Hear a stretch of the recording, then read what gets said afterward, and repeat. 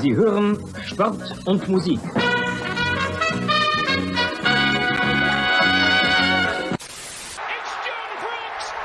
John Brooks for the USA! Das Spiel ist aus! Deutschland ist Weltmeister! In a world where fans fight over whether to call it football, or soccer, two German men defy the odds and call it Fußball. Bringing you inside the German-American football experience. And now, here are your hosts, the Schnitzel Boys. That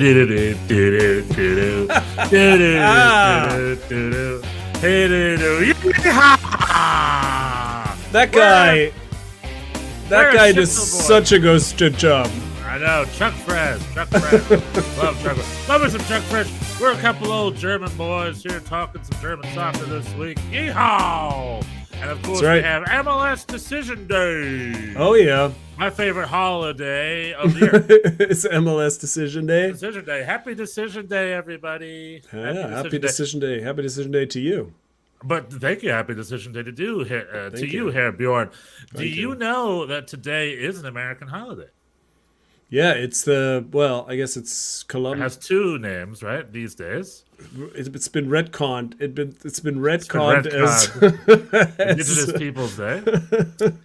Or Columbus Day, as it's more traditionally known. Right. And I had no idea, but I learned. I don't know when holidays are. I never know when Labor Day is. I never know when Memorial Day. All the small ones I don't know. Because I'm an idiot. I don't know. I'm a schlub. I never know. I work. I always work those days anyway. So. You don't work in a bank. That's what. That's what that means. Yeah. So I'm trying to buy something on Craigslist, and I'm transferring money from one account to the next. And since Thursday, I've been like, it should only be one business day. It's coming in, blah, blah, blah.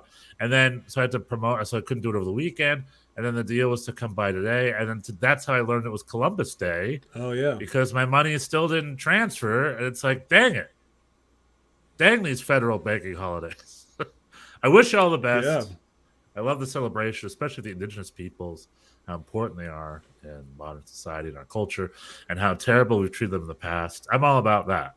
However, I don't understand why banks have to be closed during that period of it's time. not a Columbus Day. You know, I work in TV. It's not a TV holiday. It may be a bank holiday, not a TV holiday. Do people go to school today? Say school? Nope, definitely. My kids were off school. Yep. That's, So it's a holiday for some. I got to go to Trader Joe's with my daughter. Nice. What did you get at Trader Joe's? Or as my German parents call it, Trader's Joe. Trader's Joe. Because that's how a German foreigner would say. What'd you get at Trader's Joe? Lots of stuff, That's my weekly. It's the weekly shopping trip. Nice. I love Trader's Joe. I think Trader's Joe, the guy who started it, Joe or whatever, he's like German, at least German American. Yeah, I think it's owned by Aldi, right? Trader Joe's. Yeah, is it the same people that do Aldi, not Black Discount? I think so. Yeah, I think it has German roots. Trader Joe's. I went to Aldi the other day. I love my Aldi. And I got some chocolate. I don't know. I don't. The Aldi is. I don't go there as much, but Trader Joe's, yes. In New York, I think the only Aldi is up in Harlem, I want to say, right? There's a couple Aldis, but they're off somewhere. They're kind of far to get to, so it's not a common trip. Yeah. But I've also learned that here in LA alone, there's in South LA, there's two different full German little villages with German grocery stores and imports and lederhosen stores. It's amazing. Oh, wow. Okay. Typical beautiful California. So I'm going to do a road trip down there and try to get some nice curry sauce or something and report back to the Schnitzel report. Excellent. See how it is. Yeah, I'm in the market for a bar to watch the World Cup, and I'm kind of trying to figure out the German. It used to be some Schneider's no more. That's closed a while ago. I guess I could try Lorelei again. I've been there for a while in the East Village, or in the Lower East Side rather. I tried the Black Forest Cafe for the last two, and the memories are bad. Right. I need a new start. There's a place in Queens called Zum Stammtisch. Oh yeah. In Glendale, Queens. Are you familiar? You've been there? No, but I think I remember. I don't know how old it is, but every now and then I would Google German places, and I think I remember that one keep coming up. But Glendale, Queens, a little too far out for myself. Well, now that I'm in Greenpoint, it's a little bit. It's still it's like 20 minutes if I was driving, but I don't think I want to be driving. So yeah, I don't know, but that's a contender. The Kent Ale House is near my, as you know, that we place went is there. great. That was fun. That place is great, but it's not. I need to be with my people. Interesting. For the place for when Germany plays. Yeah. No, I hear you. Yeah, so for our listeners, if there's recommendations, the post-COVID world is probably totally different than it was when I was watching clubs and stuff. I will say, if you go on Facebook or something and find like where probably a good place is. It's not super near you, but Smithfield's on 23rd Street, because that's where the Bayern Munich group watches every Saturday. And the rule of thumb is like, usually the biggest supporters club is going to be your Bayern Münchens, maybe your Borussia Dortmund. Borussia Dortmund, I think, has a big fan presence in Williamsburg. So what I would do is maybe look up what their bar is. And then when the World Cup comes around, usually they also double that. They're like, hey, we're going to watch Germany this time. No, that's so that interesting. might be a good way. It'll be more club-specific. But I mean, Smithfield's great, but I don't think of that. I don't think of Smithfield as a German. As a German but it is the place. Bayern München bar. Every Saturday morning, whenever there's a Bayern München game, there's a bunch of Bayern München jerseys there.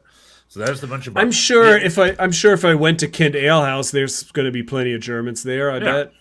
Oh, 100%. Maybe that's. Trying to think, I remember I watched the German final at this really great place in Brooklyn. I wish I could remember it. I don't remember. It's like at 17th Street or something. It was like it had its own little complex, and you could like stand on the tables, or there were standing tables. And I want to say outside had a bunch of like roller pins. Oh, I think are you thinking about the Black Horse pub? No, not Black. I love Black Horse. I used to go there all the time for Champions League and stuff. Black Horse Pub was my go-to pub in Brooklyn. My go-to pub in Manhattan was Legends, which is amazing. The Football Factory at Legends, right across the street from Empire State Building. Yeah. Great club. Shout out to Jack Keane, the pub manager or the head bartender. Great guy. Whenever I go in there, and I must have been one of thousands of fans. He always knew exactly who I was and what clubs I supported. So he knew that's amazing. I know, he's great. That's wild. And he's one of those cool guys. We should bring him on. That's been running soccer bars in New York since 1994. So when I brought my friend there once, I told him about all the soccer hate, about like the anti-soccer mentality in New York and in America, especially in the 90s and stuff. He was just like, he stopped. He like went right in. He's like, oh yeah.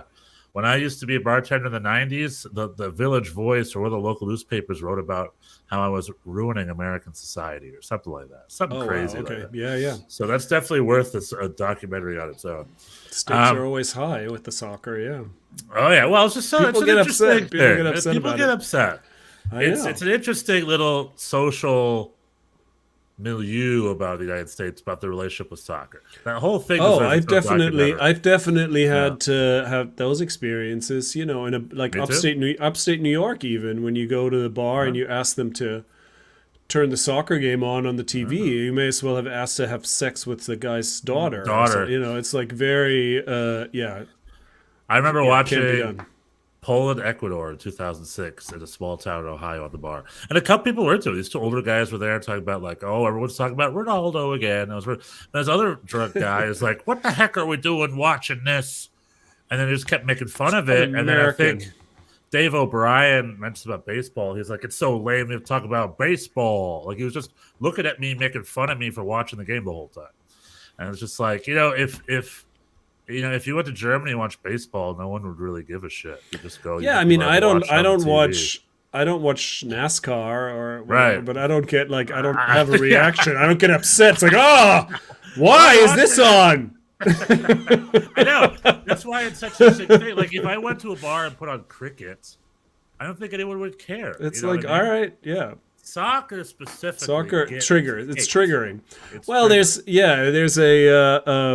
a I guess there's a political connotation. It says there's like a Euro, it's like elitist, maybe Euro It's so focused. not, which is why it's so funny. Like tennis is way more elitist, and everyone loves tennis. Golf is from Scotland, way more elitist. Everyone loves golf. Yeah, well, it doesn't. That's the beauty of the human. It doesn't have to make sense. I know it doesn't have to. That's the beauty of the human condition. No, it doesn't have to make sense. It doesn't have to. You can just decide, and it doesn't have to make sense. Speaking of, I'm coming in peppy because I come in with high energy. I come in with a little Ricardo Pepi. But he we have keeps some scoring. Really he can't stop scoring. I know. Would you go to a crappier league? How about that? Anyway, now I'm being harsh. I love the fact that he's crushing Groningen, and they're losing every game, but he's scoring all of their goals. But at this point, their league is below MLS level, right? We can agree on. I don't know. Once you subtract, I don't know. Once you subtract, I mean, it's like a lot of the European leagues. Ajax would win MLS pretty easily, right? And most of the other teams would struggle, I think. Maybe. I'm trying to think how Groningen would do in MLS. Like, I like to think MLS is more competitive, but at the end of the day, I just don't think that's the case. It's apples and oranges, Like Ricardo Pepi scored like this for Dallas too. It's not like he's just that's what I mean. Like he's found that the level. He's found that level again. Yeah. But to say it's worse, I don't know. But like, I mean, it's Anyway, it's not like we have to get hung up on scientific about it. I would say the reason apples and oranges because the Dutch league has promotion and relegation. Simple as that. There's pressure on you all the time. MLS doesn't have, so that already changes the atmosphere. But at the same time, you have a huge disparity within the league. Like Ajax is so much better than Groningen than everybody. Yeah, than everybody else. There's a bigger gap between them than there is between the Philadelphia Union and DC United. Although, like DC United is bad. It's got a gap. But let's say Toronto. Let's say Toronto, and the gap between Toronto and the Philadelphia Union is less than the gap between Groningen and Ajax. Yeah, parity, baby. Yeah. But yeah, like I googled Fortuna Sittard, like a Dutch club, which I think someone played on it. Sittard. But Your it's uncle? just one of those. You have relatives that. No, like an American, I think, played for them once. I don't know why, but I looked it up because I think I looked up where my relatives are. They're live. in the top. They're in the top flight. Are they? I don't know. I don't know. I'm asking. They've hopped. I think they're an elevator club. I think they go up and down. But they played a 12,000 seater stadium in this tiny town right on the German border. Mm-hmm. I think it was. I was looking because like the way European geography works is like I could live somewhere and be within 20 minutes of Holland, Belgium, France, and Germany. Yeah, I grew up I grew up less than a half an hour from the Dutch border. And I was thinking just how cool that is. That'd be so cool if I'd be like, I'm going to France for lunch today, and then on Friday I'm going to Belgium for lunch. I think that's really cool. But Fortuna Sittard is a club right there. You know how Holland looks like this, but Holland also has, what I learned was a little kind of Florida-style wang, like a little strip of land that goes here. And there's Germany on one side, Belgium on the other, and then I think France isn't too far south. And that's where Sittard is. If I look at a club like that, it's a 12,000-seater club, cow field. No one on their club is recognizable to me. Look at a club like that and be like, this is a top-flight club. Or also like Hercules. Heracles. Yeah, or like Willem II or whatever. Yeah, they have a bunch of these teams. They're tight. Those clubs are pretty small. It's a small country, Yeah. If you're not from, it's not. We shouldn't be knocking it. We should. I mean, what's remarkable is that they have, as a small country like that, they have this worldwide, reach in terms of their players and Ajax, and they have always produced talent beyond their size. Yeah. Yeah, but also clubs like Ajax and PSV Eindhoven and Feyenoord and AZ Alkmaar, or whatever you want to call it. Those are bigger clubs. I think those are still pretty big clubs. Those are sort of the big boys. Keep each other honest. But someone's joining AZ, right? Is it Georgi Mihailovic? Right? Isn't Georgi Mihailovic head to AZ? Oh yeah, I believe so. Yeah. That's true. Yeah, luck so to him. Good luck to him. he's going there. He's going there now, I guess. Although he's been hurt, right? He has had an injury. Did he play over the weekend? I don't think so. I don't know. We'll talk. But anyway, speaking of all these beautiful speaking of the opportunities Germans, near Germany, a good friend of ours needs a job, and unfortunately, the writing was on the wall. Pellegrino Matarazzo has been relieved of his duties. We could not sing him to success, despite trying. Pellegrino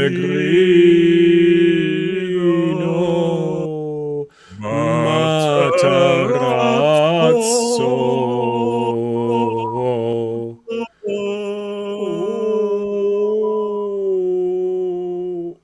He sang to his demise as Pellegrino Matarazzo is no more coaching in the Bundesliga at the moment. I mean, he did not die. This was kind of yeah. He was just let go. We maybe Stuttgart second to last in the table. I think it was a little unfair to let him go now because I guess his ultimatum was you have to get a point against Union Berlin, and Union Berlin's top of the table. And Union Berlin won a scruffy 1-0 victory over the weekend, which they do to keep themselves top of the table. And then Pellegrino Matarazzo was let go. I guess it's their prerogative, right? For second season in a row, Stuttgart were relegation fodder.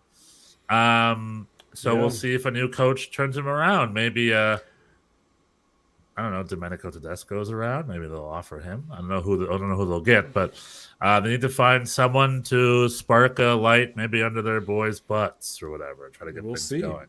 I mean, they also have that new conglomerate, right? That we talked about a few weeks ago of the new the players,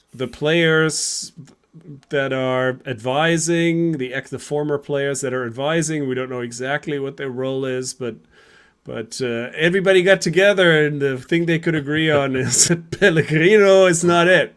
The Americans got to go. Americans got to go. I'm a big fan of Americans in Europe, but this is just, again, it's just a long list of frustrating disappointments. Although, I don't know if I want to, maybe I'm being unfair. Pellegrino was their coach for multiple seasons. I want to say 3. Someone said 3 or 4 seasons, which is longer than I realized. Yeah, but he's been battling. He's been on a knife's edge in terms of relegation for a long time, and so now finally, I guess this was the straw that broke the camel's back, losing at home to Union Berlin, the leader of the Bundesliga. Big leaders, but he, as we know, he's very German. Like he is American, but he moved to Germany 20 years ago. And when he does interviews in English, he doesn't know words. He's like forgetting English. He's a total German dude. He's like a German naturalized guy. So he's part of the German system. He's in the league system. They know him. He's well ensconced. And I'm curious what his future holds. I wouldn't be surprised if he gets his hands on another Bundesliga club, maybe a second division side again to bring up the Bundesliga relatively soon. I wish him all the best, and I want Pellegrino's continued success in Europe. Maybe he'll come to MLS. Maybe this will be his. I don't know if he'll want that. All his family's in New Jersey. Maybe he'll come be the NYCFC coach. Maybe. Oh, interesting. Maybe he'll go become the Red Bulls coach, even though he's not really a Red Bulls guy. They know him, I think. Why? Struber's on the outs? No, but I wouldn't be surprised if Struber makes his way. The way it works in New York is you're there to make your way on somewhere else. So right. I wouldn't be surprised if next year or a year after that he's the Red Bulls Augsburg coach, or maybe even the RB Leipzig coach. Who knows? Or someone. Has he done enough? Maybe, yeah. Okay. He was linked to the Werder Bremen post over the offseason. We thought we were losing to Bremen. So he's around. He's he's also in Struber to Bremen. Speaking of Werder Bremen, the Füllkrug World Cup watch continues. Right. You got another. I scored a penalty. Bremen really on a tear. Not like Hoffenheim has been so great, but it's still for a promoted team, to win on the road. That's pretty solid. And very solid. And they're doing it with essentially the same players they went down with. Füllkrug was on that team. Füllkrug was on that team that couldn't score goals under Florian Kohfeldt with a young Josh Sargent. So for him to come back swinging and them putting their like. I love seeing a club like Werder Bremen, who traditionally is a top flight club, come right back to top flight and pretend like nothing happened. We're not seeing that with clubs like Schalke or Hamburg, or even Stuttgart. Stuttgart is futzing around a little bit. Not at all. But Werder Bremen's like, we're not interested in that. We're a top flight club, and they're just swinging.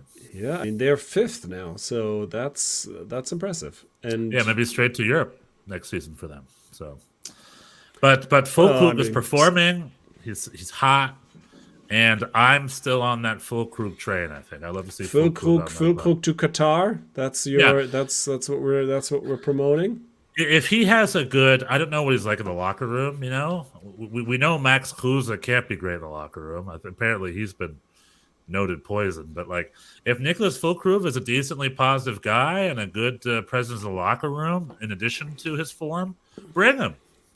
Bring him. Why not? Unfortunately, no more time to test that out anywhere. It's like you either take him or you don't. You know what's funny? Because we were talking, was it last week or 2 weeks ago?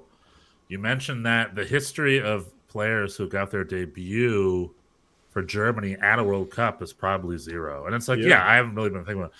But the history of players being sent home early from the World Cup for the German team, that's pretty high. 0. It's not 0. I can think of like 0. 3 cases right at the top of my head. That's and true. I'm just like, there aren't too many of the national teams where I can, like that happened with Rory Keane in Ireland in 2002 famously. But like other than that, I can't think of, like the U.S. has never had to send anyone home early. Not that they've had as many World Cups, but that's very funny. I mean, I guess the rosters are bigger, right? They can take 25 or 26, so you can take a chance. You can take a chance, right? You can take a chance on a Füllkrug, and if it doesn't work out, he just won't play. Yeah, like I said, if he's positive part of the locker room and he's a good part of training, bring him along, man. I don't know, bring him on. And if you need a guy, if you have 6 points already, and then you have to go play against Costa Rica, you go play against Costa Rica for a few points. Play Füllkrug. Rest your other guys for a game. I don't know. But I thought he was the I don't Knipser? know. The Knipser from the beginning. He could bring him. Yeah, we'll see. I'm just saying, bring him along. Bring the old school number 9. It's not like we don't. It's not like there are that many of those. So Werder Bremen's crushing. We talked about the unfortunate Pellegrino Matarazzo. The other thing is, what a welcome change from VfL Bochum. They had a really great game. Oh yeah, they had a good game. I think with an assist to Tottenham Hotspur, who wore Frankfurt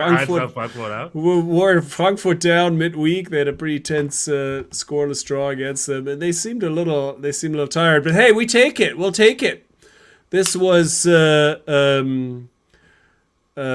really for a long time looked like the usual thing. Bochum pretty toothless, Frankfurt kind of unable, a little tired, and then late it was a lot of scoring late, own goals, everything. Yeah, it was a good win. I was definitely happy. It'll take more than this to convince me that there's hope. I mean, but let's take it while we can. Definitely a welcome. Still last place, but only 1 point now behind Stuttgart, and it was a win that helped the team kind of have a little connection to the field ahead of him. It looked like, for a while we had 1 point, everybody else at 5 or 6, so now a little closer. We'll see.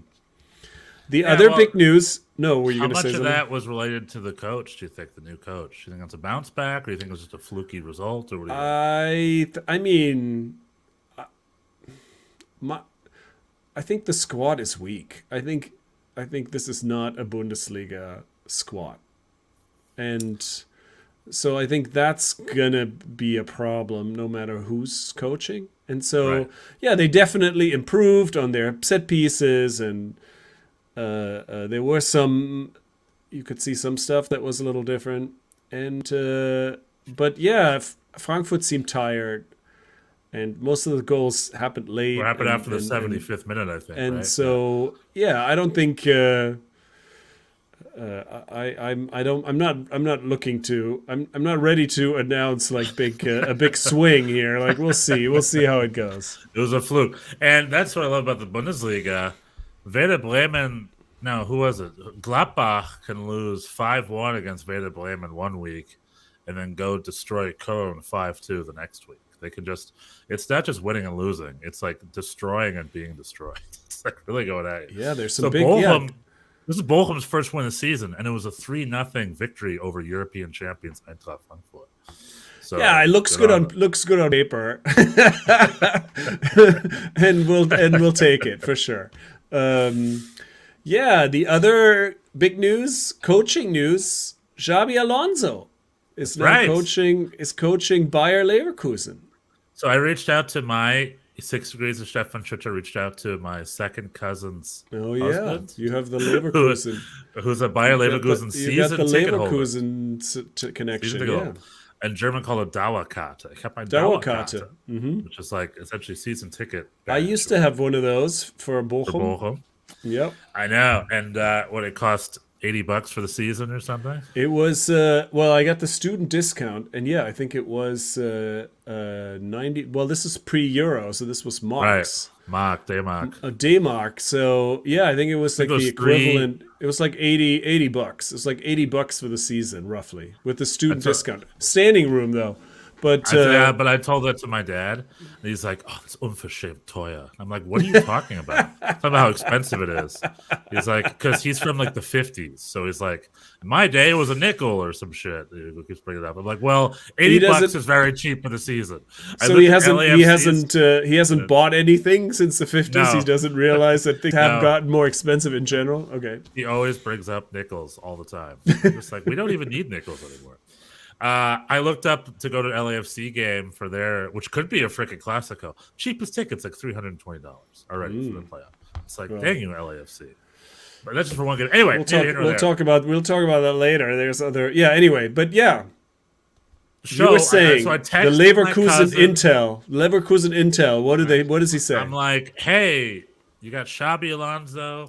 I think it's an exciting hire. What do you think? And he says, I don't like it. I don't like that hire. I'm very unhappy with that hire. I'm like, why? He's like, he has no experience. And it's like, yeah, I guess that's true. And also, if you're a fan of Bayer Leverkusen, for an outsider like me looking in, maybe the Bayer fans have a little bit of an inflated sense of the size of their club, maybe. Because Bayer Leverkusen is a traditionally pretty big German club. You know, it's not huge, but they've always sort of been there, like the second, third, fourth place club. Yeah, and he's right. This is Xabi Alonso's exclusive experience as coaching youth football. So his first senior assignment is Bayer Leverkusen, the German Bundesliga, which is quite the. Pellegrino Matarazzo has coached for 20 years. He's never coached Bayer Leverkusen. However, he proved him wrong right away because Xabi Alonso. I mean, granted, it was just one game. But Xabi Alonso had a great debut. Bayer Leverkusen, they won 4-0, if I'm not mistaken. Against, who were they up against? I always forget. Schalke, right? Which is kind of not an amazing club. But Bayer Leverkusen were playing with a pep in their step. I mean, they dominated that game from beginning to end. The players were playing with fire. I don't know. Xabi was really animated on the side of the field. It's looking good. I thought that was a great hire because Xabi Alonso is this world-class player who played in England, Germany, and Spain. Played for Bayern München, played for Liverpool, played for big club in Spain, and so he was this great field general. Yeah, I mean he's a big name for sure. And his limited coaching experience in the Spanish youth leagues were very successable. I think the clubs didn't he get relegated? I thought he got relegated. One of them. I thought it was the opposite. I thought he got I thought he got promoted, but they couldn't get promoted because they're a youth squad or something. Anyway, we should probably look up his. I thought it was pretty positive. I thought he did. He had 2 stints with 2 teams and did great. Both of them, I thought.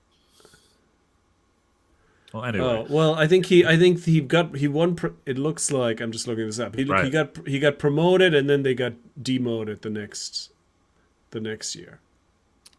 Well, I mean. so he did half good. I He had some. Yeah, he had I mean, some experience. whatever. This is, he's starting. There's also It's, our Spanish kids we're talking about. So he's at Bayer Leverkusen, and I think it's a creative, out of the box hire. I think it's a good hire from a good name like that. Yeah, I mean, we'll see. Of course, I think it's. I mean, good on him to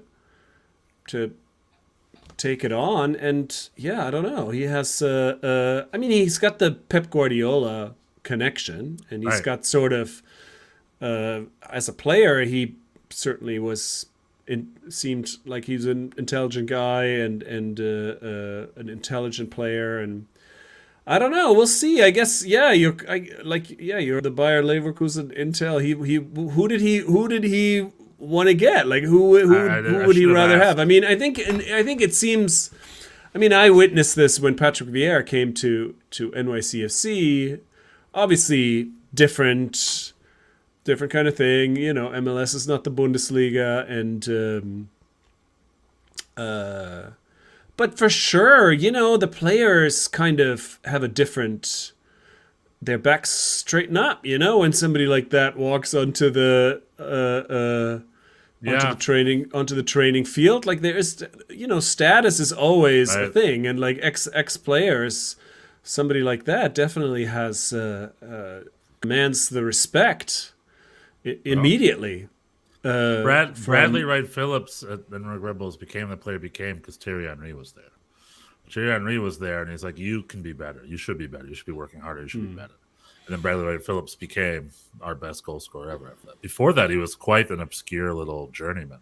Yeah. But then Thierry Henry just called him out, and then he showed up. There was a great article in The Athletic that was breaking down that Wayne Rooney assist. I don't know if you saw it.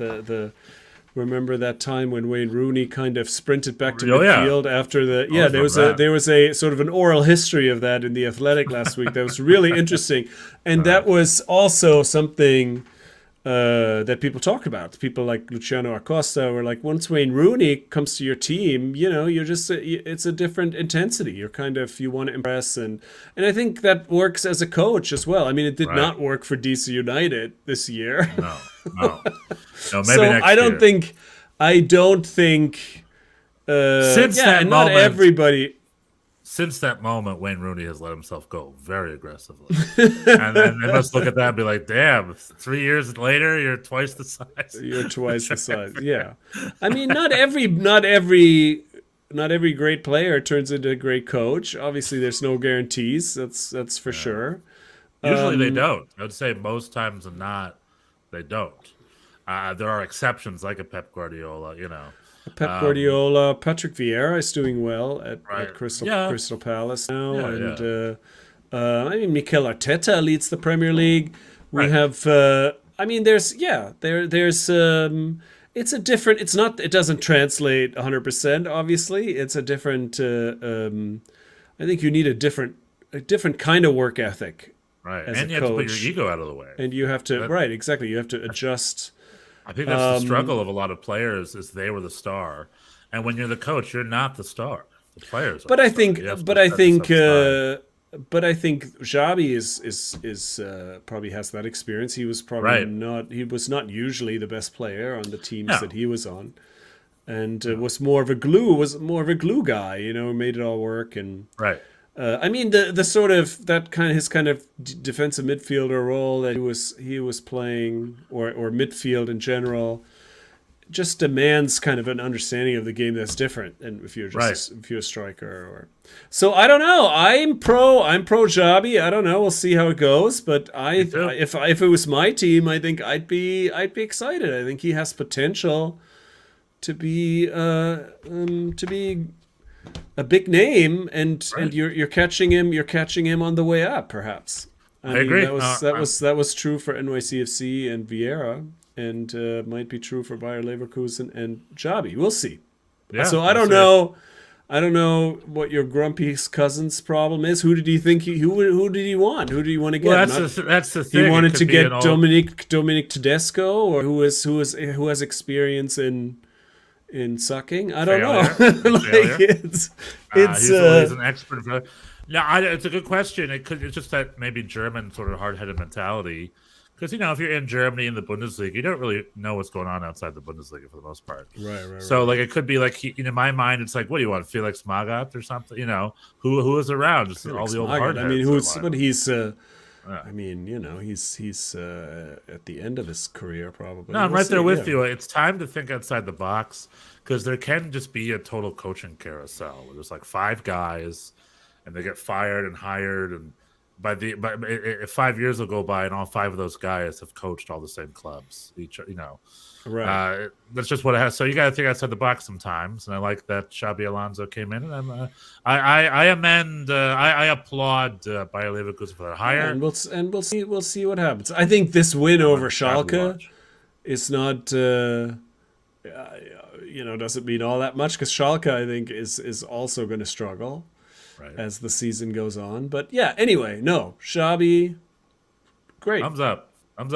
I mean, it was clear that the coach probably needed to go. They were really doing very poorly. Yeah, something was going on. And the other team that we keep waiting to explode is RB Leipzig, and again, just kind of a lackluster 1-1 draw on the road at Mainz. At Mainz, right? I think Mainz was leading them for most of the game too. I think they had to come with an equalizer later. Yeah, pretty lackluster game from RB Leipzig. They're still trying to figure stuff out. And that goal was from Nkunku, right? Who else? Yes, late equalizer from Nkunku. Heavily linked to Chelsea. Yeah, well, that's the thing. Off-field stuff with RB Leipzig right now is a little crazy. Oliver Mitzlav's always been under pressure to hire a real Sportdirektor because all the failures are essentially attributed to him. Domenico Tedesco was him. Jesse Marsch was him. So they hired Max Ebel to be the new Sportdirektor at RB Leipzig. Our old friend from Gladbach, who left quite dramatically in his post and said he's going to take a break from football for a while and blah, blah, blah. And then less than a year, then 9 months later or 10 months later, is then the Sportdirektor of RB Leipzig. So we'll see if that will add a little more balance and harmony to what's going on over there. Chelsea Football Club is just scouring RB Leipzig because they are just knocking on the doors, hounding about Christopher Nkunku. Hopefully he'll last the season at RB Leipzig. They need him. And they're also approaching all of our Sportdirectors. I think or all of theirs, I should say. I guess I'm an I heard that. I heard that you're feeling a little possessive of the. Yeah. Call me crazy, but I think Red Bull does football really well for the most part. They're just specialists in getting bang for your buck. They're specialists in scouting. They're specialists in sport. Like, who makes a better sport director than an RB sport director? Everybody wants them. So they're from the school of Ralf Rangnick, king of sport directors, and like, so they asked the so Red you Bull feel some sorry I have to follow up here. So you feel like you find yourself rooting for other RB clubs like Leipzig or Salzburg, or you feel an affinity? I'm not necessarily rooting for them. If RB Leipzig wins the Bundesliga this year, I wouldn't mind, because someone else needs to win the Bundesliga. We'll talk about that in a second. And the Bundesliga is pretty topsy-turvy this year. But, like, I have a lot of pride. Like, I love the way the New York Red Bulls run things, for the most part. There's 1 or 2 things I wish they would change. For the most part, I love their effort on finding young and unproven talent and turning them into proven talent.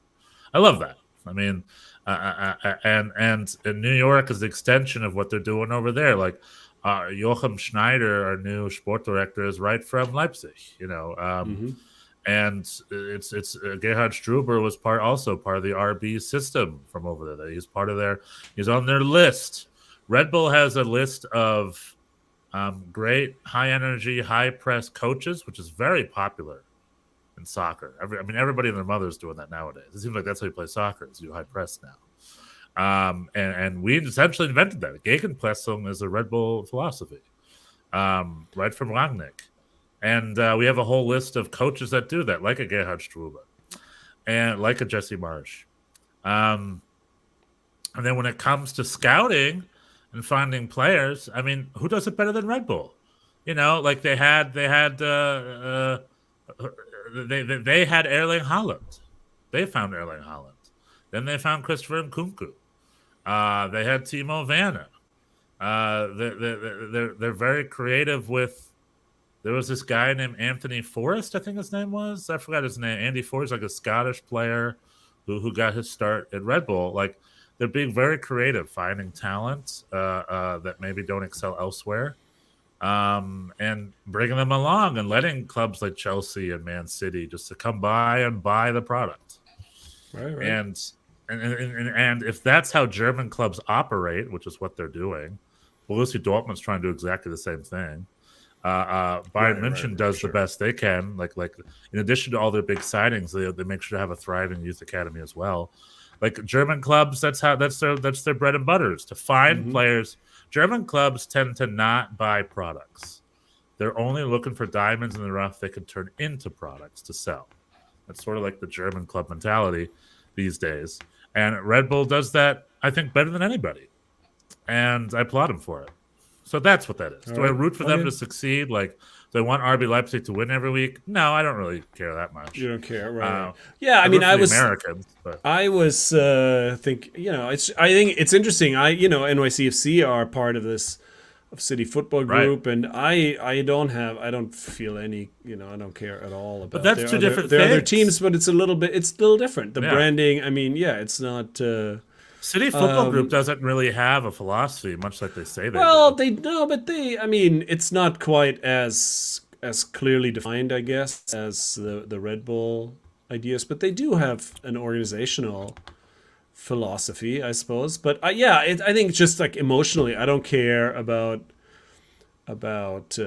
Man City or any of their other teams. The other difference about it is my organization is a German-based organization, so it's easy for me. Like, if the other Red Bull clubs were in England or something, I would give two. That would make a difference. Yeah, I guess. Are they German? Are they German or Austrian? They're Austrian, but one's in Salzburg and the other's in Leipzig, so it's a German-Austrian mixy match. And for me to go to Red Bull Arena and see cheap sausage. It's just like, cool. I'll eat sausage and watch. Be a sausage at a football match in New Jersey. Don't mind. What could be better? What could be better? I will endorse this. I had a, because we had our last regular season game last week in New Jersey, and the sausage is solid. It's good. That's very good sausage. Yeah, I'm telling you. You get like a sausage, you get a brat with a bread and a beer. It's like it's very solid. It's pretty solid. It's a good sausage at a soccer game. So I just always appreciated that.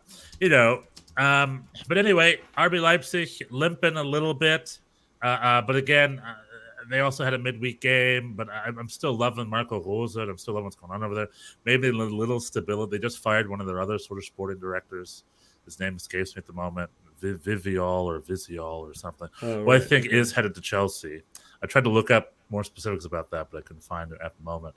But it seems like they got a lot of, like for a club like Leipzig, that their coaches and their managers and their players are just hot tickets for everyone to go buy. It might be difficult to have some stability there. So I think with that in mind, I think they do a pretty decent job. But maybe we don't need an RB Leipzig to stop Bayern München. Maybe we need a Borussia Dortmund to stop Bayern München, because the last sort of topic of the weekend, I would say, the major topic is Der Klassiker. Der Klassiker happened, the biggest game in German history. And if I'm not mistaken, Der Klassiker is sort of just a marketing term sold to foreigners.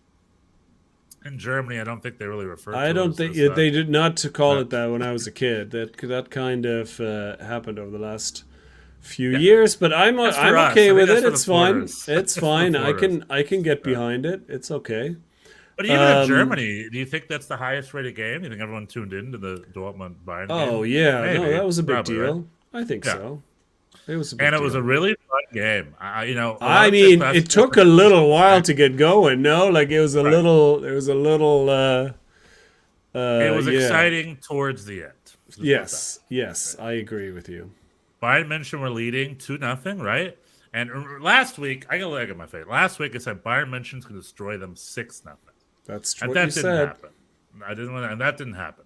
Borussia Dortmund, but it looked like it was on the way. Dortmund came out swinging that first half, but Bayern München still stuck a goal in somehow because they're just much better on the ball.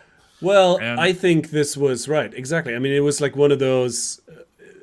It felt that way because it was just like they were not really any better than Dortmund, No. I didn't think. But they did then score that goal, and you're like, oh, here we go. It just sort of things just tend to go their way in this game, and so you just kind of expected it to happen. Yeah.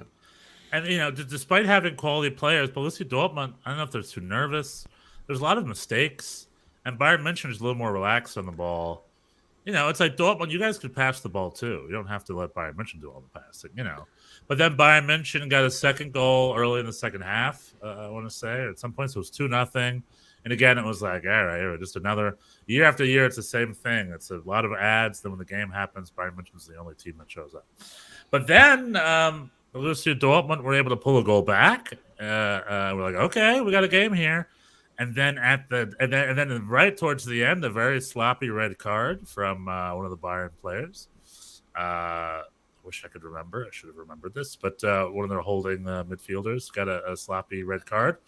And then to the death, Anthony Modeste got the equalizer, and that is such a win-win because Dortmund gets a point, and Anthony Modeste, who's had so much pressure on him, being 8, 9, 10 weeks in the league, not living up to what they expected from him. He just released that tension. He scored that goal after missing quite a big opportunity. I was gonna say after like missing a real sitter, and right. But he got the winner at the death. Off a scramble of corner kick. Yeah, Alexander very much Meyer was so. up Like top. they barely restarted. It was Kingsley Coman who got sent off. Oh, he got the red card. And Makoko, a young 17-year-old who's probably 29. Makoko pulled one back. I think with Anthony Modeste also helping out up top. I'm loving Makoko. The dude looks like he's 30 years old, but the dude's apparently 17. And I don't want to start conspiracy theories, but African players are notorious for lying about their birth certificates to try to sell themselves better to seem younger. I'm not saying that's what happened, but it has happened before. There was that very curious case in Stuttgart where one player, they were like, he admitted to it, and then they're like, all right, like don't lie, tell us your real age and your real name. And he just got a new jersey printed with his real name. His website was updated with his real age. They're just like just accepted it. So that has happened in the past. But anyway, 2-2. And the big news is Dortmund were able to slow the Bayern juggernaut. After having a big win last weekend, they went right back to their tying ways. And that's like 4 or 5 ties in 6 games for Bayern München. That's quite a batch of points they've dropped. Oliver Kahn during Anthony Modeste. Oh yes, very much like slumped in his seat. I know. He's like, die! That's the old Kahn I remember. That's the Kahn from when he dropped the ball in the 2002 World Cup final for Ronaldo or Rivaldo to get the rebound. And that's him like hitting the post. That's the Oliver Kahn I remember. We got to see that again over the weekend. When Anthony Modeste got that late-minute equalizer and dropped those 2 points. So, is Bayern going to lose the league? I don't know, but they're being slowed down. The Freiburg, did they get their win over the weekend? They did not, right? Freiburg had a tie with Hertha. Tie on the road at Hertha, Hertha, which is what. So Union Berlin got their 3 points. Right now, Union Berlin's on top of the table with 20 points. Freiburg right behind him with 18, and then Bayern München with 16.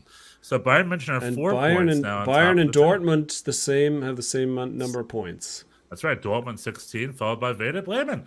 So the top of the table is looking a little bit more fun than we're used to. Yeah. And Gladbach next, they won in the Rhine Derby. They beat Köln 5-2. 5-2, a shellacking. A shellacking. Yes, that's what I would call it. Shellacking. And then the Hertha 2-2 game is interesting because Hertha, crazy-ass Hertha, they're pretty underachievers. I think their drama with Lars Windhorst, or what's his name? Windhorst continues. I think it's Lars Kurt Windhorst? I don't remember. He Lars came a couple years ago. Windhorst. That's Lars Windhorst came with a lot of money, invested in the club, but he brought on Klinsmann for the Klinsmann fiasco, which lasted a month.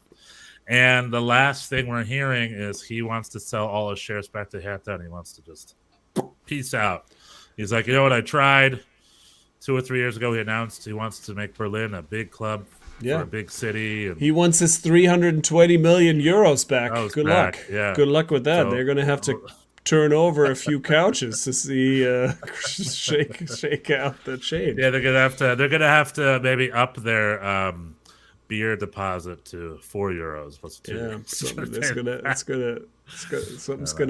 gonna have to give. They're not just gonna find it in the couch. Yeah, but the off-field Hertha craziness continues. But good on them for getting a 2-2 tie against Gladbach. Cool, very cool. The Bundesliga season is fun. It's unpredictable, right? It's the Schnitzel boys curse. You know, we called it off curse. two games in, and now we are looking at it. It's exciting. You're welcome, boys. You are welcome, everybody. That's right. And then we got Champions League and Europa League at midweek for the German clubs to do their thing. We'll see. Dortmund has Copenhagen. Who's Bayern München playing? Are they playing one of the big ones? They're Inter Milan or Barca, or are they playing? No, they're playing Pilsen, Victoria Placencia, I think is what it's referred to as. I wish them all the best in their midweek games. There's plenty of action. I think RB Leipzig's up at Celtic to play against our old boys CCV. We'll see how they do. And there's a lot of midweek action to look forward to. And as that stuff keeps going on, as the World Cup looms, the only other stuff in Europe I want to talk about is, in addition to rooting for an American coach in Germany, I root for an American coach in England, too, named Jesse Marsch. Jesse Marsch. He's fun. He's exciting. He's big and loud on the field. But Leeds is losing, and they are losing and losing and losing. And this week was a little bit of a Hudson Derby alumni weekend. Yeah, Patrick Vieira. Leeds United played Crystal Palace. That's our old friends Jesse Marsch and Patrick Vieira going head. And they did not like each other then, and I think they still don't like each other now. I think it's one-sided. I don't think Jesse Marsch has a problem with Patrick Vieira, but Patrick Vieira clearly has some disdain for Jesse. Well, he got his number because off the field there was a little footage of them shaking hands and talking and smiling. Very much a whole, like, we know each other, we've done this before. And Jesse Marsch had the first half. Like, Leeds came out swinging like they always do. Yeah. And I think it was 1-1 at the half because Crystal Palace was able to get an equalizer in there. And then I think Patrick Vieira, they had that moment half time. And the whole time I'm thinking Patrick Vieira is just smiling through his teeth. He's just like teeth. He's just like, tactically, I'm gonna destroy you the second half. I got you. And he did. Crystal Palace just got that number. Leeds never got going. And Crystal Palace finished that game, I think 3-1, right? They got the 2 goals. And then was it 2? Was it 2-1? Yeah, something like that. I think it was 3-1. Because I was listening to it's 2-1. You're right, it's 2-1. I was listening to BBC Radio on Sunday morning, whenever this was, on my drive home, and they were covering the Fulham game and the Crystal Palace Leeds game. And this is the British broadcast, and they just couldn't stop talking about American players and American coaches. It was so fun. They talked about how great Tim Ream was this year at 35. He's having the season of his life. And then Fulham and Leeds were both winning and got their first half. They both destroyed. And I took a little nap, and I got up and I saw that both those clubs were destroyed. Everything went to shit. Like, Brendan Aronson scored the goal of the ages. He scored like a mega. Did you see the goal? He like ran around 3 or 4 guys like Diego Maradona, like, eat my dust, and then hit the post. He didn't score a goal, and then someone was there to grab the rebound. He got an assist. Brendan Aronson, super player. He's doing well. I mean, he is doing well, and Leeds. Yeah, but Leeds started well. Yeah, Leeds started very well, and now they're struggling a little bit. It's true. And Crystal Palace are looking better. It's the two philosophies were pretty clearly on display, right? Jesse Marsch is trying Red Bulls versus NYCFC, English yeah. Premier League style. All I'm saying is, like, as an American who roots for Americans in Europe, they're always on the bench, or if they're coaches, they're always on the chopping block.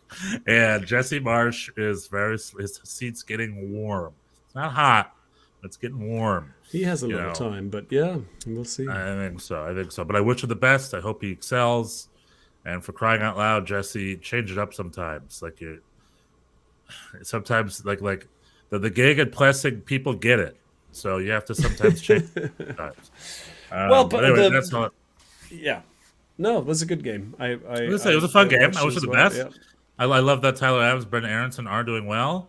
I would love to see Chris Richards get healthy and maybe on the field for Crystal Palace at some point. I love that Tim Ream and Anthony Robinson are doing pretty good for Fulham, seemingly. And I want to keep going. Keep going, boys. Mach hin, Jungs. All right. Time to talk about Decision Day. Decision Day! Happy Decision Day yesterday. Happy Decision Day, everybody. Yeah. There was Decision Day tree in my living room, and I went down, I opened all my Decision Day boxes. Your Decision Day gifts, right?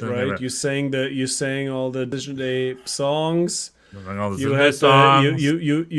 dusted off the wooden figure of Don Garber and Don Garber. I got the old train going. I got the old Decision Day train going. The Decision Day train around the Decision Day tree. Yeah, that's very nice. I mean, Decision Day carolers. How else would you do it? There's really only it's clear. It's my favorite holiday of the year. It's a big holiday. So we both had good weekends personally. Very well. I don't know. Only time will tell if I had a good weekend or not.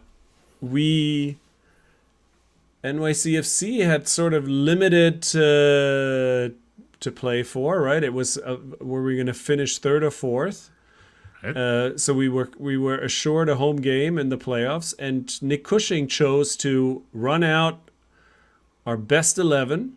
And good for him, like seeing that you're always you're in favor. I don't like throwing games or resting people. It's often fool's errand anyway. Like, are you getting rested or do you lose your rhythm? Like, who's to say? But so he went full strength and then it was sort of an object lesson in why some people don't do that, because we had three. The turf of Atlanta claimed 3 victims on our team very quickly. We had this was the team. The game started and we had a fully healthy squad. We had no more injuries. Everybody was back. Keaton Parks was starting.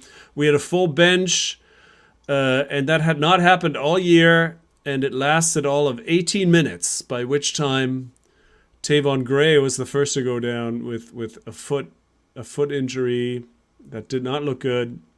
And then number 2 is Talis Magno, who really is emerging as a force up front. He's adjusting to this new number 9 position that he's in, and he had another solid game, got a beautiful assist for the first goal, and he then went down with a shoulder injury. I can't really blame the turf. I don't know. Although actually he landed weird after going up for a header and was clearly in a lot of distress. And it was, I don't know what exactly happened, if his shoulder was dislocated or something. He came off grimacing, and then Alfredo Morales eventually came off the bench, and he lasted all of 5 minutes and had another an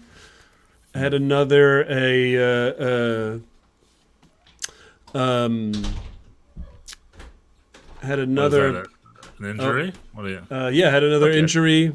And came off after also just coming back from injury.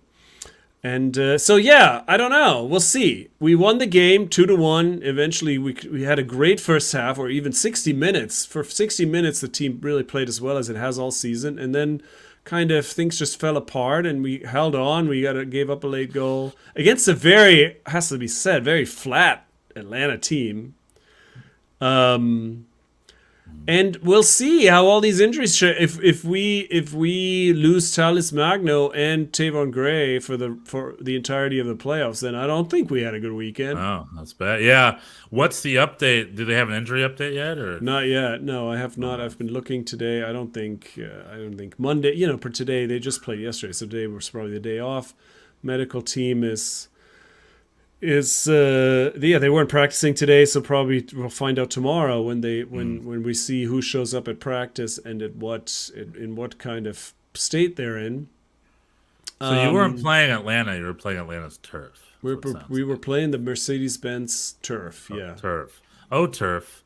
Why are you still around? I hate you so much. It's I've always hated turf.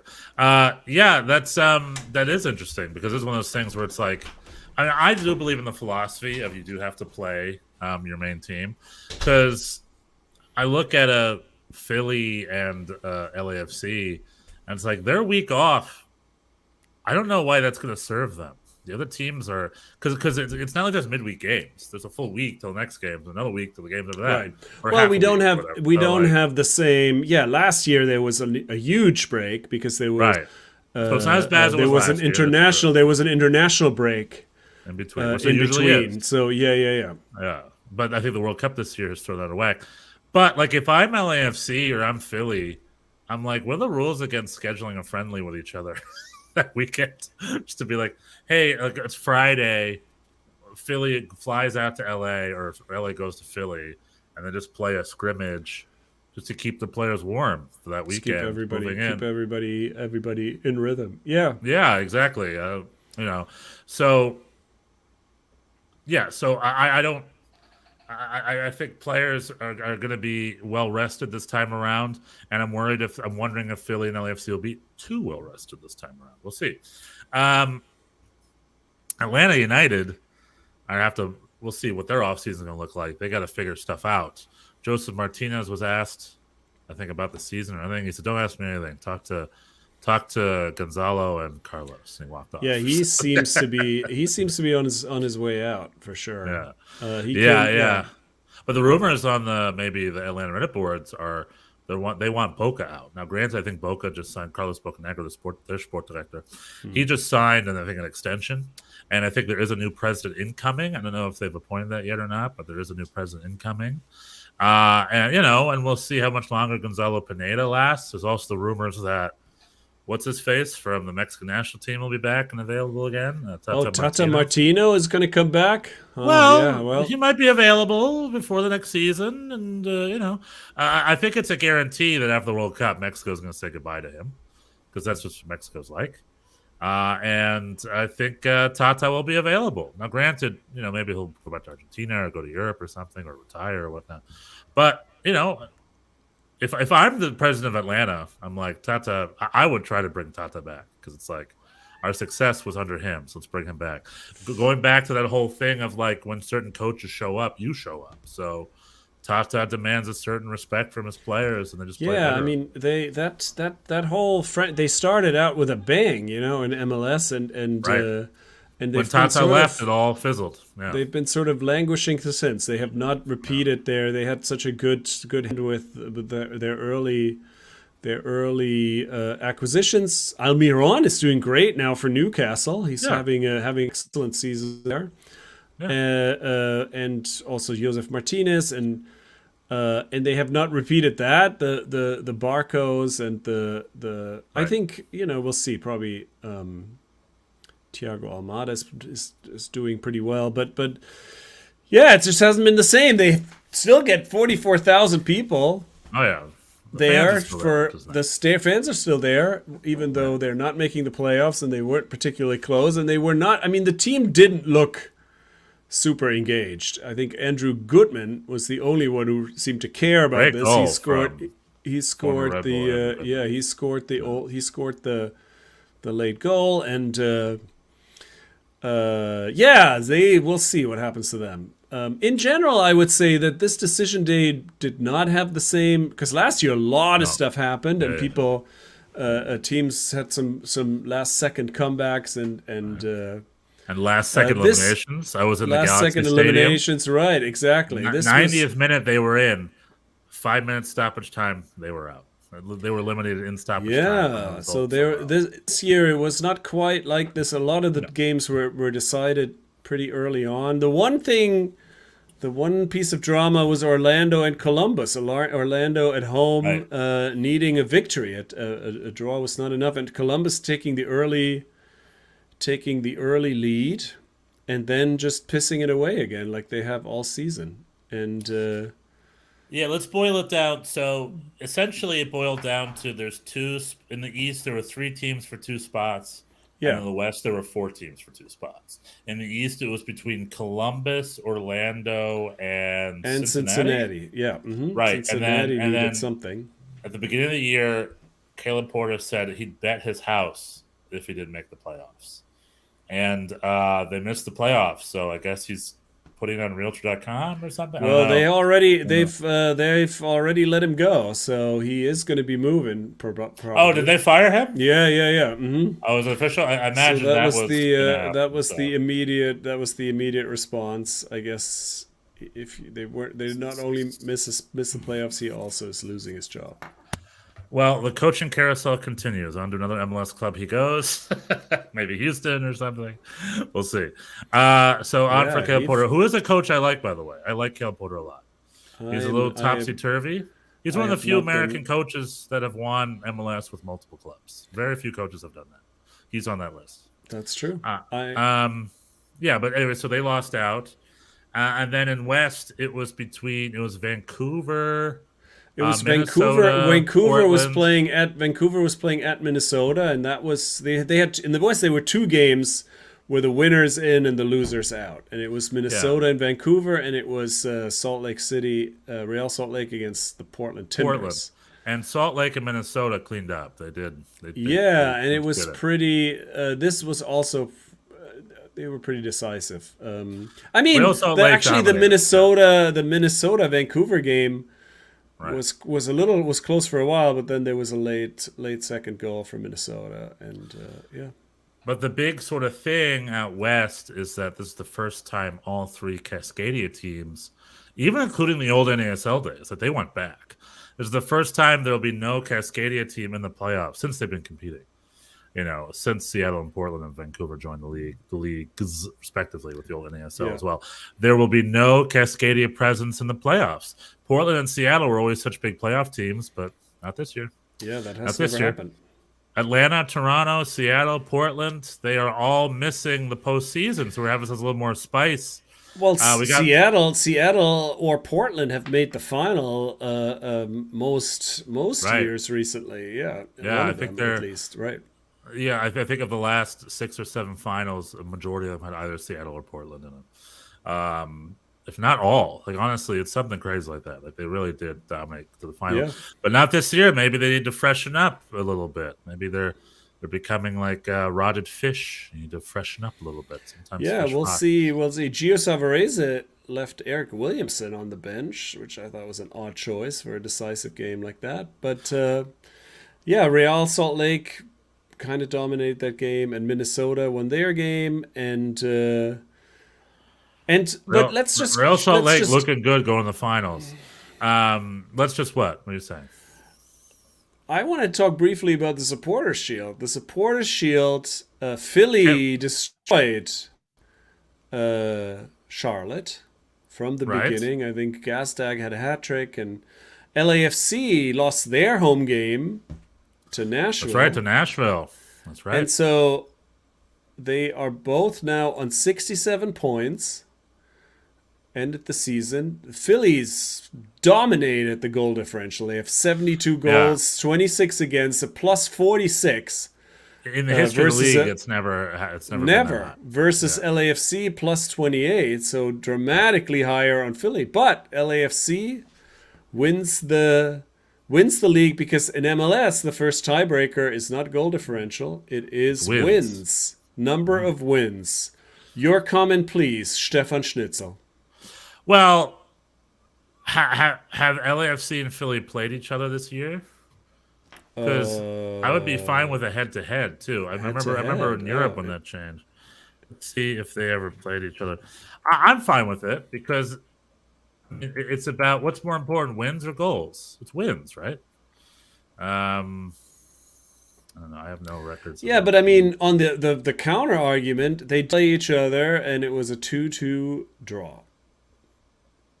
Did they play each other and it was a 2-2 draw? Yes, in Los Angeles. Yeah, I see that. And that was in June. Is that the only time they played?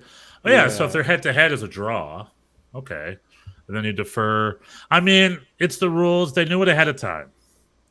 I guess I don't understand the win. I don't know. I'm trying to think. Well, I mean, you're right. You're right that you knew it ahead of time, and so and also, well, I would say, when I was a child, when I was a young man, or even a kid, I don't know when this changed exactly, but when I was little, a win was worth 2 points, Right.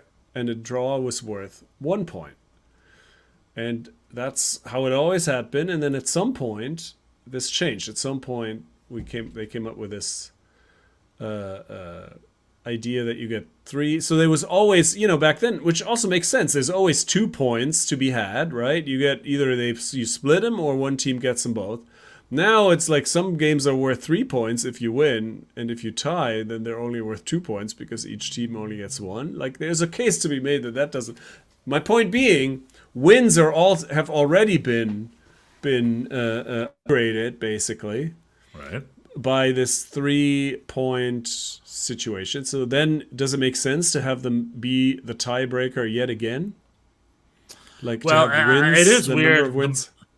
I guess it is weird. I didn't know that with the tiebreaker thing, and to me, that's typical MLS. It's like, let's do it differently, as opposed to like the most common tiebreaker in the history of soccer, which is goal differential. That's just how we know it. Right. So I guess that's a little weird. I mean, I don't know. None of my teams are involved, so I really don't care. I really don't care.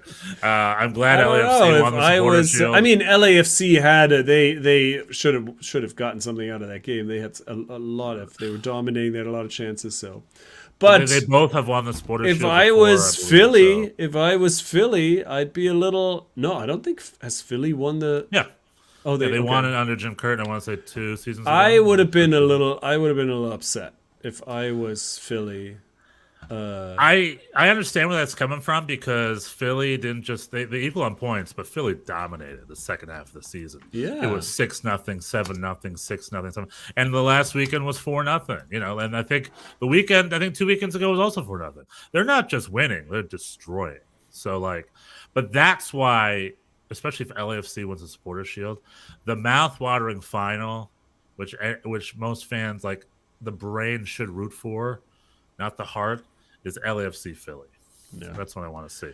I want to see LAFC's big money spending and Gareth Bale versus Philly's, Ants Tana, Red Bull Sport Director alumni, made of whatever his organization of misfits and youngsters. I would love to see them go head to head, and I'd love to see Philly destroyed. To be honest. I don't think Philly's ever won an MLS Cup, and I think they have not. No, I think they're due. I think it's up for them. You can talk about the big teams that have fallen out. They've gotten MLS Cups. Philly didn't fall out. Philly came to play. They came to play with house money, and they're coming. And you're rooting. I agree with you that we should. I mean, I'm rooting for NYCFC to repeat, but I'm rooting for New York Red Bulls to win. However, but aside from that, the Philly LAFC final would be exciting. However, here in LA, I can go to it. So it rarely happens, right? It's rare that the number one seeds both make it to the final. I wouldn't be surprised if next Thursday both LAFC and Philly just get knocked out in the first game, because that's MLS. That's how MLS operates. That's how it can happen. So I want to talk about a couple of things. Please go ahead. First, New York Red Bulls had a great game against Charlotte. Yeah, Charlotte, who were eliminated midweek. That was a little anticlimactic for them. They had a great game, but towards the end, the tie wasn't enough. And Charlotte FC, unfortunately, missed right out in the playoffs this year. But the New York Red Bulls had a very confident 2-0 win. If I'm not mistaken, no injuries, thankfully. Yeah. And both goals were scored by their very recently acquired number 9, Eloias Manuel from Grêmio in Brazil. I've not even heard of him. He's our number. We need a number 9. We got a number 9 on the last day of the decision day. It was a low knee. His visa took a couple weeks, so it takes forever for the visa to go forward. Then he showed up and he trained for a bit and he hung. Essentially, it took him a long time to get involved. Mm-hmm. But he's involved. He's there, and he scored 2 great goals. He scored both goals, so they're both great right before the playoffs. and I couldn't be more happy. I think the New York Red Bulls added that last piece of the puzzle they needed at exactly the right time. However, they're about to play Cincinnati over the weekend at home. It's going to be a great game, and I'm very, very, very afraid of Cincinnati because the Cincinnati front three is potent. Brandon Vasquez and Brenner and the other guy, his name escapes me at the moment, but their front three is full of goals and assists. They play well together. They've been the secret of their success. They are crushing it. And I am a little worried. And Matt Miazga's coming back. Our former boy, Matt Miazga. One of my favorite players, Jeff Cameron, will be there. Aaron Long will be there. Hopefully he'll be in better form than usual. Like, he needs to show up. It's playoffs now. I'm excited. I'm excited about the game, but I'm definitely worried. It's a very 50-50. Like, I want New York Rebels to do well. But on paper, Cincinnati is a very fearsome team with their very potent attack. So, we'll see. We'll see. Yeah. So let's talk about the rest of the bracket. In the East, we have Philly's getting the bye. The top of the so that's then your second. If you survive Cincinnati, then you get to go to Philly and go to Philly. Yeah. Yeah. It's So gonna be a tough road for us. in that sense, I guess I am happy that we did win and finish third. And so now our path, we're playing also at Red Bull Arena right on Monday night, October 17th in New Jersey. Monday Night Football. Monday night football in Soccer. New Jersey. I hope people show up, man. I hope this is not going to be. I mean, it is it's sort of a tired subject, the stadium situation. But I read online that the Citi Field was available. It would have been a lot more fun. Well, it's not because the Mets got knocked out of the playoffs yesterday, so they're done. Right. But they have some renovation apparently. Oh, okay. Citi Field has some kind of renovation plan that's going to commence immediately after the Mets are done. I mean, it's just this it just is this constant reminder that nobody cares. That nobody cares about where we play. And so they're like, oh no, we gotta renovate the bathroom so you can't have this. I don't know what it is exactly, So but you guys can't wait. if we had any kind of clout, obviously this could be made to happen, and it's not. So we're playing Monday night in New Jersey, and there's already Twitter beef. I think we should go. Make the best of it. We should show up. We should support the team. As long as you stay the F out of our supporters section. Well, they always have that closed when we play there. Damn right. And I think that's probably why there's this 2-day. Why it's on Monday, right? Because the Red Bulls play there on Saturday, and then that's our neighborhood. So we're hosting Miami. I hope people come. I will be there. We have to figure out what we're doing with this show because we're playing right when.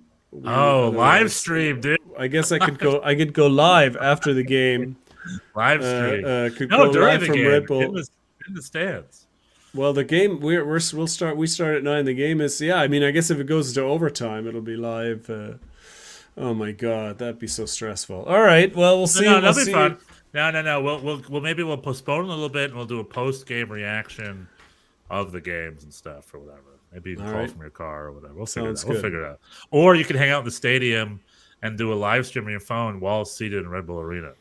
I mean, granted, we could do that. We could do that, or we can. I don't know. You can use your Blue City Radio press pass to maybe go hang out in the. To get into the press. I don't have a press. That I think that's. We'll figure it out. We'll think of something. We'll figure it out. Blunt. Anyway, so that's the bottom of the bracket. NYCFC.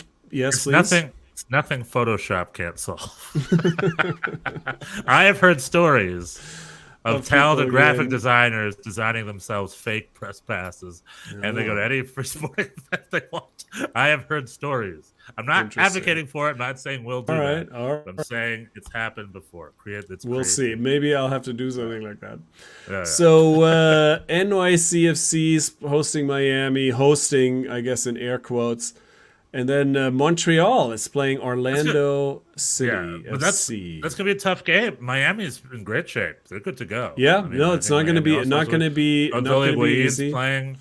They have definitely come together, and we will see who we have. We'll see if I mean, I don't think. Well, we'll find out. But yeah, we're gonna probably be injury depleted again.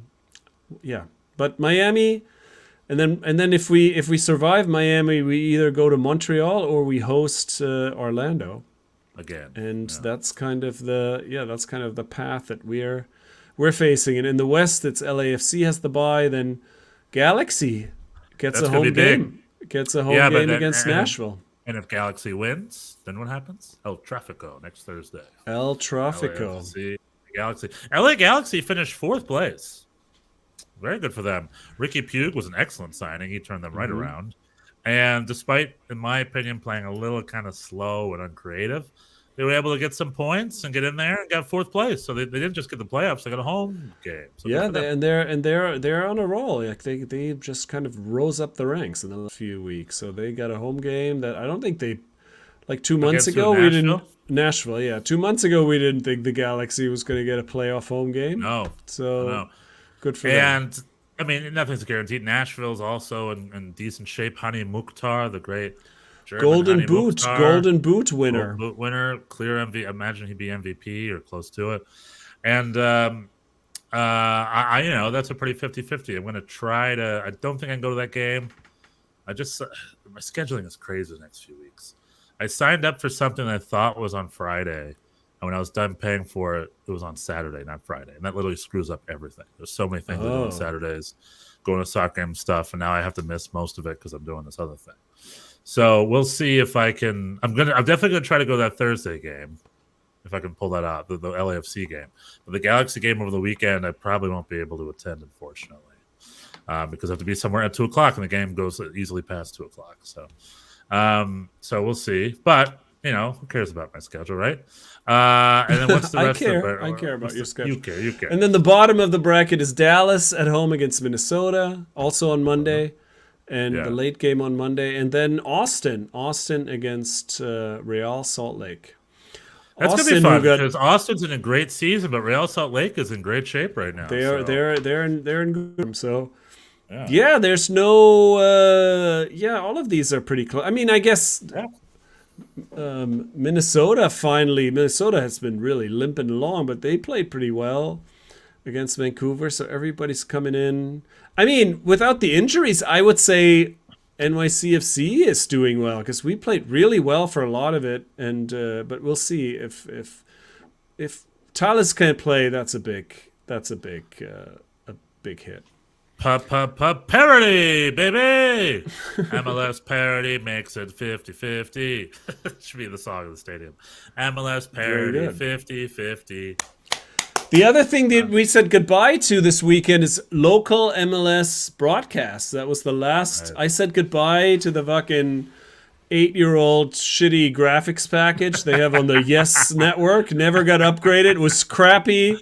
I know. When I first saw it, I remember very clearly thinking, "Oh yeah, this is the level of resource that's devoted to these broadcasts." It was pretty poor graphics package opening. I remember I actually said this to a friend of mine yesterday. There was this guy who was clearly, some dude that they had put in a shirt who was like holding up a scarf and going, and I was like, all right, that's it. Goodbye, weird dude in the NYCFC Open. We'll never see you again. They made it through the entire 8-year run without ever upgrading the crappy graphics. It's his greatest gig. And I'm loving this whole. So I'm loving this whole people saying goodbye. Like some broadcast teams are good, but most are terrible. And also just with the cameras and stuff. But anyway, I'm on Facebook, right? I'm part of the New York Red Bulls Facebook fan group or whatever. And there's a thread where it's like we're saying goodbye to MSG, and then so many people are like, "What?" Well, I guess I'm gonna be an NYCFC fan next year or whatever. Like they think it was an MLS. They think it was a New York Red Bulls. They just decided to get rid of MSG. yeah. And then everyone's like, "What?" So many people were up in arms, like, People "Apple? What's Apple?" Like, I swear to God, this happened yesterday. And I wrote back and be like, "How did all of you miss this giant ass news announcement from over the summer?" And since have been playing these MLS Apple logo ads in the stadiums all season long. Like, how do you not know by now People what's going on? And then but I just love that they're like, no MSG, I guess I'm not watching Red Bulls anymore. Like they're so committed to the like network MSG they was were so on. great. Yeah, that network. Yeah. Yeah. I don't care about the team as long as it's on MSG. Yeah, that's literally what guy's like. Well, I guess I'm an NYCFC fan next It's year. like And I wrote back and be like, it's like I can't wait for you to find out what platform they're on as well next year. no more MSG. I guess I will not eat any Chinese food anymore. No more. Yeah, if there's no heightened salt to open my taste buds, no- I'm not interested. It just doesn't. You know, it's just and then- not the same. It doesn't taste the same without MSG. And then get this: New York Red Bulls official. New York Red Bulls wrote on the thread, and they're like, all games will be on Apple TV Plus next year. And then and then the other guy, the journalist, there was a journalist involved, also be like, yeah, they're gonna be Apple TV Plus, only $5, blah, blah, blah, $5 a month. And I had to reply, I'd be like, no, both of you are wrong. Head journalist / official organization, both are incorrect. MLS Game of the Week will be on Apple TV Plus, but all of the games will be on a separate package via the Apple TV app that we have to subscribe to. So even the official journalists and sources were unfamiliar with how it was unless you're a season ticket holder, then you'll get it. Then you get it free, right? That's the. And then but it's funny how many people in the thread were like, "Well, I only have cable. I've never done streaming before in my life." Clearly, what's happening is they're making a shift. They're saying goodbye to the 50-year-olds and up, and they're saying hello to the millennials. That's what this new move is. Yeah, we'll see. Yeah. I mean, the from what I understand, the ratings for these local broadcasts are so low that it really has nowhere to go but up. But the ratings for the national broadcasts are so low. There's nowhere to right. go up. And what I told the guys, it's like, from what I understand, ESPN, Fox, and Unimas, I think, will still be simulcasting a lot of these games. So if you have cable, you can still watch a game of the week or something. What's wild to me, as a television worker, is that there's so little has been announced about what's going to happen next year, and it's it's like basically 3 months away. Like what is going to? And also all the TV teams are saying goodbye. This is our last game. Yeah, I mean there was some. Half of you guys have to get hired. Like they're hire. They have to hire these, and there was a little bit of that, like with Joe Tolleson and Ian Joy, the NYCFC team. There was that was kind of implied. They were saying, well, hopefully nothing's official, but hopefully this is not goodbye. It's just see you later, blah blah blah. So yeah, I mean, I think they have to hire a lot of these people, because how most are they teams going to? aren't saying that. Steve and Shep said like it's been a pleasure. Yeah, but goodbye. I mean, no offense to those two. I mean, those would be pretty low on my list of dudes to pick up. They were, I think, 5th on my list, on my official list. I know. How many teams are they going to hire? You are of the 27 people involved, they got to hire 15 of them at least, right? Or probably. Yeah, I think. And I'll tell you, the lower half of that is quite low. But even just sort of logistically, because this is all supposed to be MLS produced, and I mean, hopefully, probably they are doing behind the scenes, but it's like, I mean, time is short, and well, they did announce. And best of luck. There's a third party producing the games. They announced it about a month ago. Some company out of New Jersey. So yeah, but like still, you gotta, there's a lot. There's a lot to figure out. Yeah. Anyway, the fact that the broadcast teams haven't heard anything is mind blowing, because the first game's in 3 months. So well, like I said, I think it sounded like Joe Tolleson and Ian Joy at least had some conversations with people.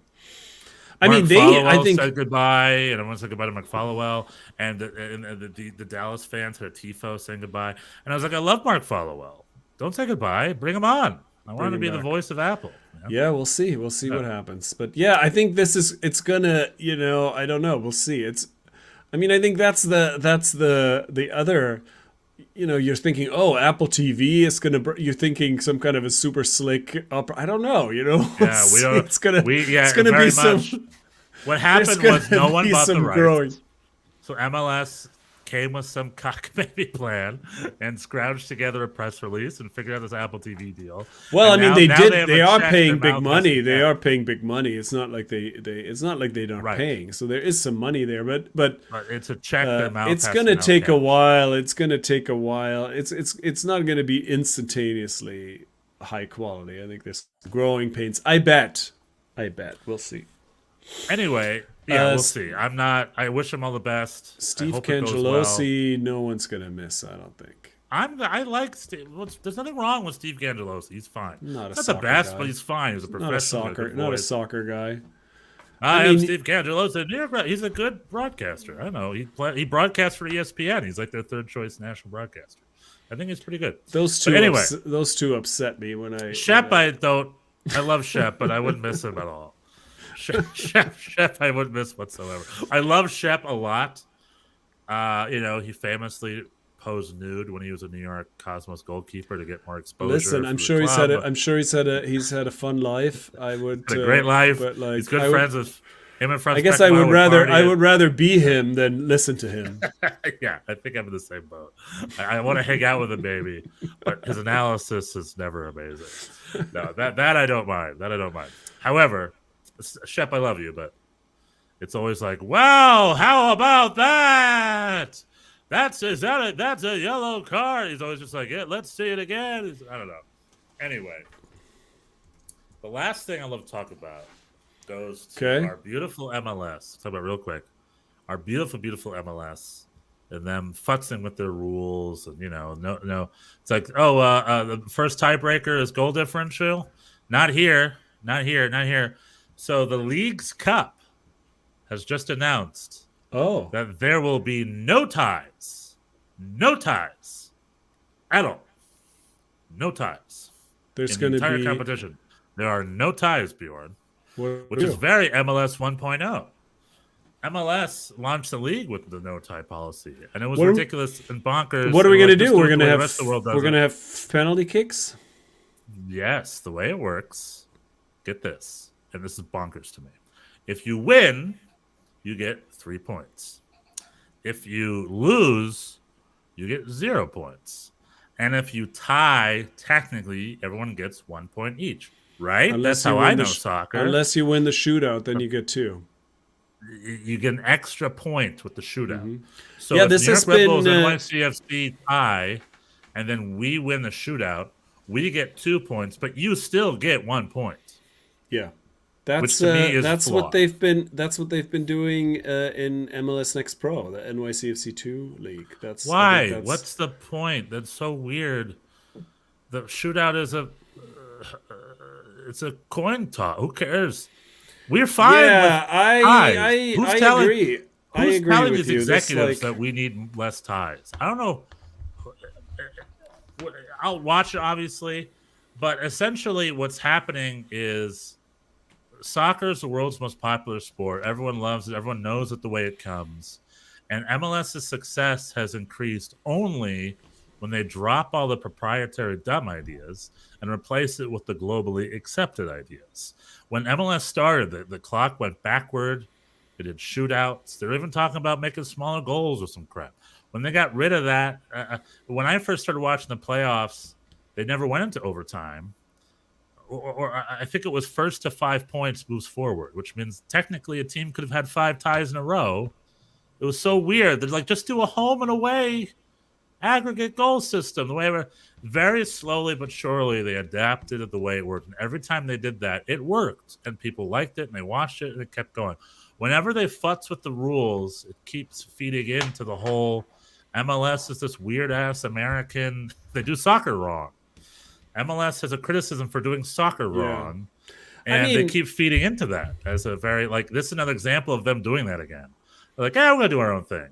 It's like you're the least successful league that people watch on American TV. Are you sure you want to keep doing your own thing? Or do you want to make it similar to the stuff that people in this country are watching? I don't know. That's just my little soapbox, I guess. Yeah, I mean, I'm okay with them trying something. I think this is not particularly, I don't think, I mean, sort of, do we need more PK shootouts? I don't know. I mean, what's appealing, they are, they're exciting when it happens, because usually when it happens, the stakes are high, and so just having them sort of be omnipresent in this kind of inflationary way, I don't know.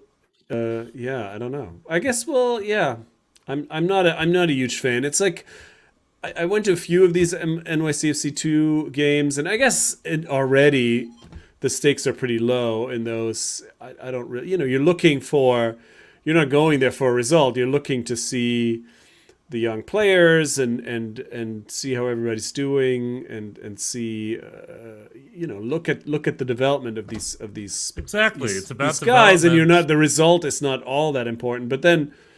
And so, but these shootouts, then it's a tie. Oh, now they're doing penalties. It's like, yeah, could not care less, right? And I think that sort of then kind of cheapens the whole.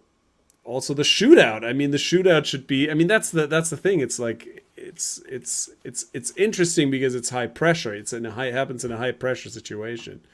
So if there isn't a high pressure, if the situation is not high pressure, then who cares? Yeah, it boils into it as a last resort, and it's at that situation. My thing is that here in the United States, soccer is popular. MLS isn't popular, but soccer is popular. The World Cup gets watched. The women's game gets watched. The Mexican League gets watched. The English League gets watched. And all of that comes the same way. Like when you watch, when America tunes in the World Cup groups in a month, there's not going to be any shootouts after the games. It's everyone gets it. 3 points, goal differential. We all get it. So when MLS is like, we're going to change it up. It's like, why? Offer it the way people who watch soccer know it. Mm-hmm. Why make it even more confusing? Just offer it like people are watching soccer. They're just not watching your soccer. And making it more different is the wrong direction. Making it less different is the right direction. That's the Stefan Schnitzel sort of philosophy on all that. All right. And as a guy who's followed the league since 2002, I've seen it. When I don't know, just when all the ridiculousness, like they used to do a thing where it was tied after 90 minutes. The running penalty kick. I mean, video after that, they do a 10-minute. They do a 10-minute golden goal after time extension, and always just led to 10 more minutes and then a tie. And it's like, just let the game end as a tie. Why add the 10-minute golden goal? We don't need more PK shootouts. I don't think. But, like, who is telling them we need more wins? It's like these crusty NFL execs or something. Like, soccer fans aren't saying that. Also, if you think this through, if this became a regular thing, you would really then incentivize having if it's worth points, you'd have like specialists, right? Teams would then have PK specialist goalies, and I don't know. I don't like it. We'll see. I mean, I'm just wondering why MLS feels it has a compulsion to be a little different. It's like, okay, you're the least popular league on TV, and the ones that are very popular aren't different. They're offering it the way it's been offered forever. So I don't know. I understand the compulsion of being a little different. I just don't get it. It's like I think you're shooting yourself in the foot. But that's just me. I'm a little crusty. I'm a little conservative. That's just me. Okay, Schnitzel, do you want to do another hour or what? Should we say? Let's keep going. Let's just push through until the sun comes up. All right. This has been the Schnitzel Boys. That was famously anyway. Well, you know what? Yeah. We'll talk. I might cut this podcast to a 2. I might cut this one to 2 already. Into 2? All right. Maybe Let's do it. Maybe we'll do that. Anyway, tell your friends and fam. Thanks for tuning in. Go get your Panini sticker albums. Come to New Jersey on Monday night. Watch the playoffs. It's fine. The seats are blue. The seats are blue. There's sausage. It's gonna be good. I'm in New Jersey on Saturday night. Same stadium. See the team, or Saturday afternoon. See the team that belongs there, and see them fight against Cincinnati, Ohio. Anyway, it's gonna be fun. We got playoffs, baby. These are the best soccer games of the year, baby. Let's go. MLS playoffs. Tschüss. Tschüss.